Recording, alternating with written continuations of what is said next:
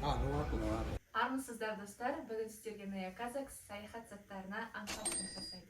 Осы уақытқа дейін біз 2 рет саяхатқа шықтық. Біріншісінде тек мотель отельдерге қондық, тамақты кафе ресторандардан іштік, ал екінші саяхатта палаткада ұйықтадық, тамақты өзіміз пісірдік.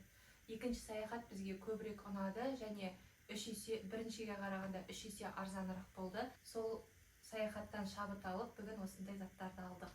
Қазір сіздерге анпакинг жасап көрсетеміз. Солмаз, а? Молодец.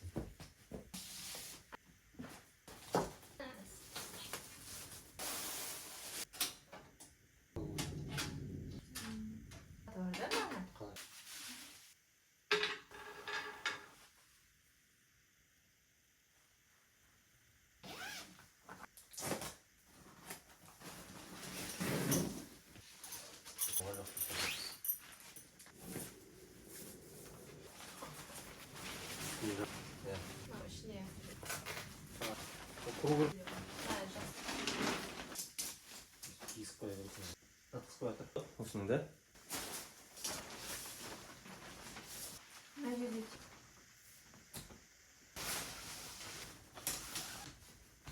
Вспышками.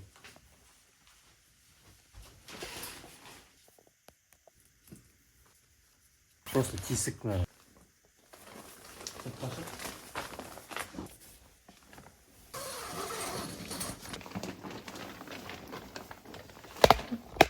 Осы.